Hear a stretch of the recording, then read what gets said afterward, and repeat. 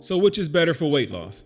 If your goal is not to gain muscle, but instead to lose weight, you might take a different approach to your protein consumption. Welcome to the Success Fitness Podcast. I am your host, Christian Evans. This podcast is for women and men over 30 who wants to achieve success in their fitness journey. And I'm going to help you do just that. But first, I have to ask you, do you want to know what's the best source of protein for weight loss? Animal protein or plant protein? If yes, then I have the answer for you, so you're going to need to stick around to today's podcast. But first, a word from our sponsors. Are you looking for a personal trainer that will focus on you to help achieve success in your fitness journey? If yes, please book your in-person or Zoom one-on-one personal training sessions with me, Christian Evans, at christiansweightsuccess.net. Thank you for tuning in to today's episode of the Success Fitness Podcast, and we're going to hop right into it. Which source of protein is best for weight loss, plant-based or animal-based? I came across this article on healthline.com written by David Rosowski, and it was fact-checked by Dana K. Castle on April 14th, 2023. And the article is titled Plant versus Animal Protein, which is better for muscle building and weight loss. So this article covers 5 topics, starting with number 1, why your body needs protein. Number 2, plant versus animal protein and how they compare. Which protein is better for muscle gain? Which protein is better for weight loss?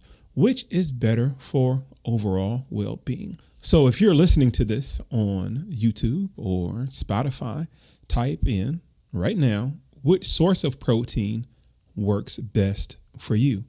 Plant-based or animal-based. So regardless if you're team plant-based or team animal-based, we have to first understand why your body needs protein. Personally, I'm team animal-based protein. That's just me. So which one are you? Comment below. So why does your body need protein? First off, there are 3 macronutrients that provide your body with the energy and raw materials to continue functioning: carbohydrates, fats, and protein. Carbs, that's what I was going to say earlier. Carbs include fiber, sugar, and starch and serve many functions in your body.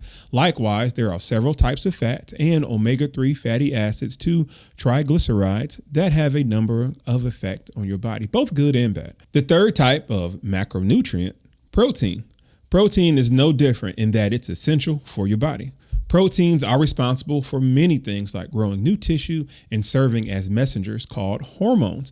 Proteins are made up from chains of molecules called amino acids. Amino acids are like the letters of the alphabet, and proteins are like words. Your body can string them up together into complex sentences that say things like make new cells and destroy this virus. That's probably about the best summary of what protein and amino acids as far as their relationship. I like that. I'm gonna read that over again. Your body can string them up together into complex sentences that say things like make new cells and destroy this virus. There are hundreds of amino acids that exist in nature, but you need just 20 of these to make all of the different types of protein in your body. Please remember 20. Please remember 20.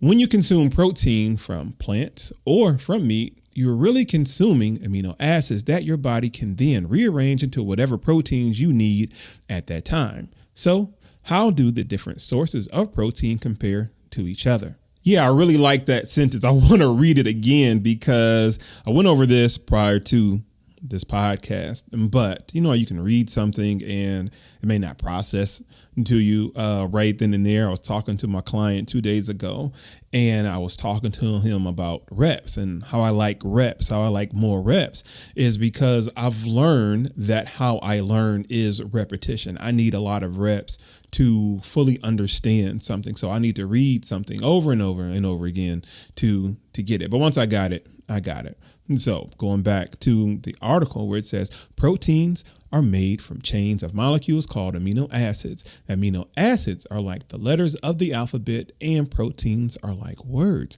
Your body can string them up together into complex sentences that say things like make new cells and destroy this virus. Very important. Very important. Plant versus animal protein. How do they compare?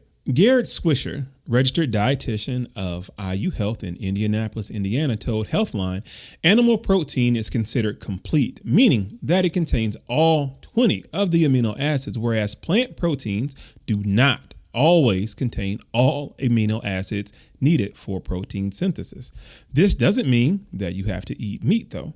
While no single plant source contains all 20 amino acids, for the most part, all 20 can be found in plants. You just have to consume more than one type of plant to get them all.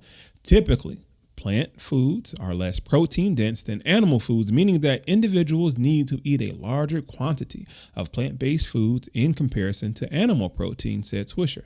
Of course, whether you're eating meat or plants, you're taking in more than just protein. Each can contain different amounts of fats and carbs, which also affect their overall health profile. Animal protein is a very efficient delivery system and is more easily digested and absorbed than plant protein, and often in a smaller caloric package. Plus, it's the best source of omega-3 fats, vitamin B12, calcium, and vitamin D, said Kate Cohen.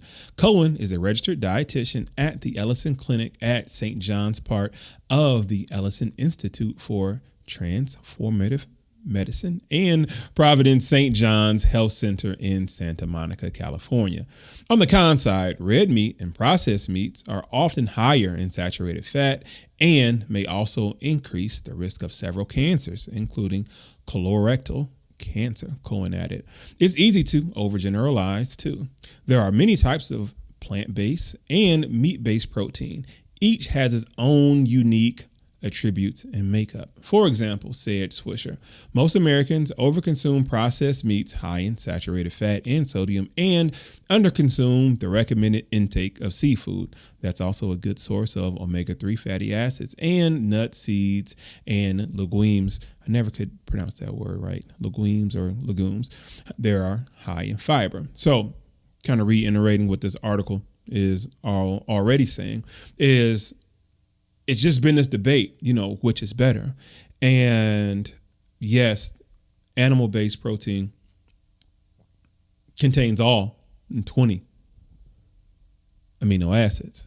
And we know about the amino acids from the paragraph earlier is that they are, the letters in the alphabet, right? You got all of them. And if you don't have all of your 20, like plants, or plant-based proteins, then how does the body make up the words needed to execute said commands? You know what I mean? So there's food for thought. That's pun intended. I don't know if that went over that well. Back to the article. So which protein is better for muscle gain? You know what? I've been jonesing for pizza lately, but I'm trying to get better at eating better, not eating out so much, and subscribing to the we got food at home mentality. So I chose to cook what I bought from Sam's. Salmon prices have been so high, but Sam's had it $5 off today. Last week, I found a bag of quinoa there for about $8. Since my vegetable supply of meal prep is running low, I also picked up some fresh broccoli. By the time I realized it, I had cooked everything in my e-cookbook, What to Meal Prep for Beginners. Not only will you get 3 recipes for one high-protein meal under 600 calories, you'll also get a free workout ebook. Get 10% off when you sign up to my weekly newsletter. The link will be in the description and the link tree in my bio. Download your copy today. Protein is often associated with exercise, athleticism, and muscle gain, and without reason. Your muscle fibers are made up of smaller components called myofibrils. The myofibrils are long, tube-like structures that can contract to make your muscles tighten. Having more myofibrils make your muscles both stronger and physically bigger. And myofibrils are made up of, you guess it, protein chains. So if your goal is to increase your muscle mass, will one type of protein be more beneficial? Animal protein is likely better at building muscle given its complete amino acid profile and better digestibility. Animal protein is higher in the amino acid leucine, which helps stimulate new muscle growth and with muscle recovery after exercise, said Cohen. Plant-based protein is generally wrapped in a fiber package, which means you don't absorb as much since your body doesn't break down fiber easily, said Cohen. That does not mean that consuming plant proteins won't allow for muscle gain, though. In 2023, compared muscle growth in young adults consuming either a vegan or omnivorous diet, and a 2020 study reviewed similar criteria in older adults. Both studies found that vegan diets led to equal muscle gains as omnivorous diets. It should be noted, however, that both studies were small, 57 participants between them. Both studies also studied resistance training, and all participants specifically consume high protein diets. You may also be wondering how protein powders fit into this mix. These powders can be made from either plants or meats, though whey is the most commonly used. I personally have whey protein. Protein powders do not replace a well-balanced diet and should be considered a supplement. Let me read that again. Protein powders do not replace a well-balanced diet and should be considered a supplement, not a replacement. Protein powders, however, can be very useful for those with higher protein needs, said Swisher. This can include not only people who are trying to gain muscle, but people with cancer or those who have had bariatric surgery, he explained. Protein powders are a processed food, so you're always better getting your protein from a whole food source because it's never a good idea to overdo it with a chemically created food, Cohen said. That said, high-quality protein powders can be included as part of a healthy diet to fill in gaps. Look for products with a few ingredients as possible and limit the added sugar or chemicals, said Cohen. My daily goal for protein is 240 grams of protein. Now, regardless if I get all of that in or not, that is my goal.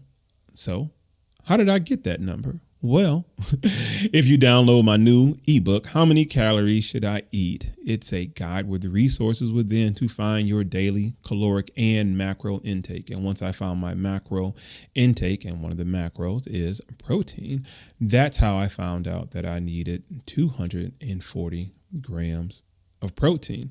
Now, how do I get 240 grams in? So I've been looking for a protein powder that had at least 25 grams of protein in per scoop. And you have to really watch the labels when it comes to these protein powders and just check everything. It is a serving or scoop. Make sure you try to get something that's at least 25 grams per scoop and make sure they try to fill it to the top. But long story short, I found this brand Muscle Milk, and it's been, maybe I'm just now getting turned on to it, but 25 grams per scoop. I have chocolate and I have vanilla. I also have these Premier protein shakes. They're 30 grams per shake. These are, pre-made, right? So with that being said, once I consume both of them, I can get, 80 grams of protein in, right? I just did a podcast last week about how much your body can digest, how much protein your body can digest in one sitting, to give you more clarity on why I'm trying to take so much and if that's good for me or not. But anywho, if I can get 2 of those 80 gram shakes in or within, a couple sittings or whatever, I'm at 160. And since I need 240, now I have 80 left to get, right? So just with that being said, that's when, as far as for me, when I go to, eat a steak or some salmon or chicken or eggs, somewhere around that. And of course, I'm eating vegetables with it. Of course, I'm drinking vegetables with it because I'm juicing, still, I'm every single day, I still drink at least 32 ounces of fresh pressed juice, which contains vegetables and fruit. So I may not be getting all my fiber through there, but I have some supplements to substitute for that. So which is better for weight loss? If your goal is not to gain muscle, but instead to lose weight, you might take a different approach to your protein consumption. Relying on plant-based, carbohydrate-based protein sources makes it hard for vegetarians to lose weight, said Cohen. This is because you need to eat more of the carb-heavy plants to get the same amount of protein as from meat, and those carbs contain calories. People switching to this diet are often surprised when they start to gain weight, said Cohen, but some plant-based proteins will help you achieve your weight loss goals better than others. If your goal is weight loss, be mindful of portion sizes for starchier or high-calorie plant proteins like beans and nuts and seeds, Cohen said. Lentils have the highest amount of protein compared to other legumes, so they are a very efficient protein source in a reasonable serving size, as is edamame. I don't know how to pronounce that word. I've never had it too. And you get lots of fiber to boot, she advised. You're also better served consuming whole food for your protein needs as opposed to processed foods to avoid ingredients that wouldn't align with your goals. So this is very important because this visualization, plant-based this and plant-based that, and it's always coincided with, somebody who's in top fit shape, right? I have another just Kanye rant about that. I got to go into this later. And what later is, it may look like at the end of this podcast or another one. I'm not for sure. Let me gather my thoughts. I'll probably freestyle that one at the end. But going back to what I'm saying is that imagine a non-pharmaceutical performance device that can help you breathe easy, reduce exercise fatigue, and shortness of breath, all while improving your cardio performance. It's called the Breather Fit. The Breather Fit is evidence-based, drug-free respiratory muscle training, or RMT for short. It's designed to help athletes of all levels, elite military professionals, first responders, and people with physically demanding roles like you to gain an elite performance edge. Unlike most other respiratory trainers, Breather Fit trains both inspiratory and expiratory muscles. The independent dial system allows you to create highly targeted training protocols as well. With over 2 million units sold, Breather Fit is the next evolution in RMT. It was developed from the success of the Breather Health device. It has also been used in clinical applications to help chronic respiratory illness and help patients regain function and quality of life. Simply put, the RMT protocol designed to work with Breather Fit means working out more effectively and accelerated recovery from your workout. With Breather Fit, all it takes is 10 breaths for 2 sets, twice a day, 6 days a week. You can also record your performance to get useful and timely feedback with the Breather Coach app. Breather Fit is your secret weapon to maximize performance and meet your personal best. With Breather Fit, you work hard, but breathe easy. Use my code FITBREATHE at checkout to get 20% off at pnmedical.com/product/breather-fit. The link will be in my show notes. Once you start getting this visualization of plant-based or plant-based options, or somebody saying, I'm going plant-based, as far as to lose weight. Now that's great. But what happens is 2 to 3 months, 6 months later, they're the same size, if not bigger. And that's because they may not have done the research, or, maybe they just want just a plant-based option, which is cool, not knocking you. But, plant-based associated with weight loss, you have to know that, one, you're not getting all of your amino acids in a less dense caloric setting. And this article proves right here from Dr. Cohen is that you're going to need to consume more carbs. You're going to need to consume more calories. This is because you need to eat more of the carb-heavy plants to get the same amount of protein as from meat. And those carbs contain calories. So this is something that if you're considering going all plant-based, you got to consider this. So which is better for overall well-being? Both animal and plant proteins are healthy and can be incorporated into a healthy diet. The diet as a whole is much more important than the individual food, said Swisher. It is recommended to vary types of protein, especially if choosing plant proteins to ensure nutritional adequacy and take into account the other nutrients consumed with protein foods, he added. Aim to include less frequently processed protein types such as sausage, bacon, deli meat, and processed plant-based meat alternatives. Consume more fresh seafood proteins and avoid frying and breading them. Eat more nuts, seeds, and beans. Legumes and Swisher recommended. I remember back in 2015-ish, once I got off of my juice fast, I wanted to go plant-based. Right. I wanted to go plant-based and I didn't do any research. Right. I'm just like, plant-based because I'm just like, okay, meat is bad. Meat is bad. Plants are good. One, because I've been drinking or consuming plants one way or another, plants and vegetables. Say plants and vegetables, fruits and vegetables. I'm sorry. Fruits and vegetables through, juicing and smoothies and stuff like that. And, I was at a time when I was researching, I would say a lot, but not in depth. Maybe like the first article I would see. And I'm like, yeah, I'm gonna go with that. And plant-based was one of them, right? And you started to see all the different chemicals and different things like that. They were feeding the animals that we were then consuming once we, ate chicken or steak or whatever. So I'm on 10, high paranoid or whatever. And I remember going to the store, and when I came home, I threw what I bought in the garbage because it wasn't until then when I started to look at the ingredients of what was in it.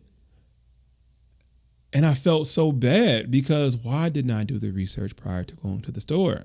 I don't know, just moving fast, just impulsive. And it had so many ingredients and I just really threw it out. Like I did not eat it. It was, let's just say some, plant-based or meatless chicken or something like that on that regards, or some ground beef or plant-based ground beef alternative, whatever. And I threw it out because it's like, why does this have so many ingredients? Why as a literature or kind of the narrative to push plant-based down our throats, no pun intended, and don't eat meat, but yet you can see so many more chemicals that it takes to make this product. I don't know, but that goes back into the power of doing your research, right? In which I did not do. So I can come to you today and tell you, make sure you do your research. It can save you some money. Back to the article. Eating plants is objectively healthier than eating animals, but research shows that the Mediterranean diet, which has plants as its foundation and also includes lean protein sources and seafood, reigns supreme, said Cohen, adding diversity is best. The Mediterranean diet emphasizes whole fruits, vegetables, and grains and includes a moderate amount of seafood while limiting dairy products and red meats. There are also other benefits to switching some of your protein intake from processed foods or meats to plants. Increasing plants in the diet improves the diversity of your microbiome, which has tons of benefits we know about already, including improving your immune system and keeping your GI system humming, said Cohen. Environmentally, animal protein is also responsible for twice as much of the greenhouse gas emissions as plant foods, not to mention the questionable quality of meat coming out of commercial feedlots, Cohen added. The bottom line, at the end of the day, proteins are all the same. They're made up of amino acids, and your body can't make them all on its own. So you'll have to consume something in order to get them. You can get all the amino acids you need from either plants or meats. The main differentiating factor is what else is included in those foods besides the proteins. Meats will have all of the amino acids you need, but they're likely to contain unhealthy fats and they don't have any fiber. Eating a variety of plants will get you all 20 amino acids, but you'll have to consume more plants pound for pound in order to get the same amount of protein. This can involve taking in more carbs. On the whole, eating a wide variety of foods, and especially whole unprocessed foods, seems to achieve the healthiest balance. So I really like this article entitled Plant versus Animal Protein, which is on healthline.com. And I will have this article written in the description. And I like this because it breaks it down very simple. They had 5 topics: why your body needs protein, plant versus animal protein and how they compare, which protein is better for muscle gain, which protein is better for weight loss, and which is better for overall well-being. And this covered all the topics and covered all the questions that I had in regards to plant-based versus animal-based protein, and which is better. And to answer that question, it looks like the Mediterranean diet. And that's because it's a healthy combination of both plant, both animal protein. And if you can make majority of your diet plant-based, not so much plant-based, but including plants. Let me rephrase that. If you can include more plants than what you are right now, in addition to your foods, in addition to your meats, then it's a win-win. It's a win-win because you're getting the fiber and you're also getting your meats, as far as your proteins, as far as through your meats. Your proteins through your meats.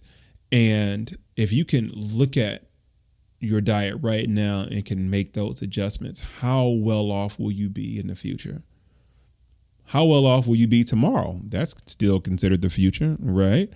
Because we're all in this to achieve success in our fitness goals. If your fitness goal is to lose weight, if your fitness goal is to gain weight, if your fitness goal is to gain muscle, you know what you need? You need protein. So let me know in the comments what protein that you take. What's your best source of protein? And if you take protein powder or include protein powder as a supplement, then let me know what your preferred brand that you like or your flavor. Let me know. If you found inspiration in today's podcast and would like to support, then sign up to my weekly newsletter, the Success Fitness Newsletter. You'll get access to my free ebook, How Many Calories Should I Eat? It's a guide with resources within to find your daily caloric and macro intake to ensure success in reaching your fitness goals. You'll also get access to my private Facebook community, Success Fitness Family, and weekly emails when this podcast publishes every Sunday at 12 p.m. Central Standard Time. The link to sign up to the Success Fitness Newsletter will be in the description. Thank you for listening to the Success Fitness Podcast. And remember, if it's not making you stronger, chant more weight, more weight, more weight. Peace out. Representation matters. So why do I rarely see, if ever, I'm trying to be very careful with my words versus saying never, see anybody who looks like me in these plant-based, people going plant-based commercials or advertisements? It's always the most fit. It's always the most in shape people visually of who subscribes to this diet. And in shape can be subjective. I don't want to get into the semantics of that because I might lose my thought of where I'm going. I've noticed that in a lot of, I would say, fitness facility commercials and advertisements. And it's this notion that we, or I, desire to look like that. And I understand visualization when it comes to marketing. I am in personal training sales. I never have liked that frame, and I never liked that realization that I had to come to back in 2017 when I was first getting into personal training, and my first personal training gig at the local health club, and coming to the realization of this is sales. I am a salesman. Never sat right with me and still doesn't to this very day. So when they advertise plant-based or fitness or anything like that, there's never representations of people who look like me in regards to size. Rarely, if ever. And I do not like how that's sold. As a personal trainer, I don't like how it's sold like I'm looking for the next 4 or 5 people who want to lose 60 pounds or so, enter X amount of pounds. And it's them exercising. And as a personal trainer, you know good and god darn well that's not only it. And I'm not, and I should not. And I apologize if I do imply that that's all what it takes, or that's what you believe that what it takes. But I believe that and I will start displaying the proper images on what it does take to lose weight. It's your nutrition. Like that personal training and working out, I'm going to tell you like this. I am a personal trainer, and this is how I make my living in regards to one-on-one personal training for me, and I can speak for me only. I'm not working out. I'm not saying it's not it, but it's not the only thing. The amount of conversations that I have with clients or potential clients or future clients, they really believe in their head that all you have to do is work out, a couple push-ups, sit-ups, run on the treadmill here or there, do a couple crunches. That's going to make them have this Beyonce-like body or whatever, or lose 20 pounds. That's not it. It's once you get your nutrition regulated and you know your daily caloric intake, and I told you about my free ebook, and you really start disciplining yourself on that plate, that's when it's going to start coming off in regards to weight loss, if or since that is your goal. And that's the representation that matters, as opposed to what I've been seeing. So the representation of fitness and in health, I really wish those in charge of their marketing will start representing or putting out the correct images that people like myself with a little bit of stomach or you with a little bit of fupa can start being represented more from a standpoint of maybe this is your starting point, or maybe this is your momentarily plateau of where you're at, or maybe you're just looking for an alternative to meat. There are a lot of people who eat primarily, meat or omnivores. Let me put it like that, because, we're not on a carnivore diet or carnivores, but they have meatless Mondays. So why can't it be offered or displayed that that's an offer? Maybe those commercials and those visualizations are out there, but maybe I haven't seen it. So I will say that. But, representation matters. Representation matters for all sizes. Peace out.